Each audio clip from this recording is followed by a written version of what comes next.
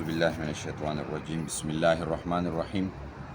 پودے کے لیے 3 قسم کے عناصر کی بہت زیادہ ضرورت ہے، اس میں ایک نائٹروجن ہے، ایک فاسفورس ہے اور ایک پوٹاش ہے۔ اب ان تینوں کی جو ڈیفیشنسی سمٹم ہے وہ بھی مختلف ہیں۔ ادھر جو اس پلانٹ میں ہمیں نظر آئی ہے مارجن کی طرف اس کی وہ ہو رہی ہے، لیف جو ہے وہ خشک ہو رہا ہے، یعنی کروسس ہو رہی ہے۔ دیکھو مارجن کی طرف، درمیان سے نہیں، آخر میں پورا لیف جو ہے وہ ہو جائے۔ تو اس کے لیے ہم پوٹاش استعمال کریں گے۔ کس طریقے سے استعمال کریں گے ہم آپ کو پریکٹیکل دکھاتے ہیں۔ پودا واٹر کنڈیشن میں ہے۔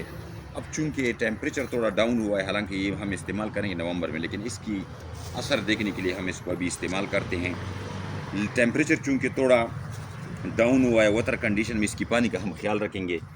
اب اس کو ہم نے اس طرح کیا، پہلے ہم نے اس کو وہ کیا، اب اس کے اوپر ہم ریت ڈالیں گے تاکہ اس کی اویلیبلٹی تھوڑی زیادہ اچھی رہے۔ اس کے اوپر ہم ریت ڈال دیا اور اس کے اوپر تھوڑا تھوڑا پانی کا چھڑکاؤ کریں گے۔ انشاءاللہ یہ ڈیفیشنسی سمپٹم جو ہے نا یہ جلد صحیح ہو جائیں گے، اور اس سے ہمیں یہ بھی پتہ چلا کہ اس میں پوٹاش کی ڈیفیشنسی ہے۔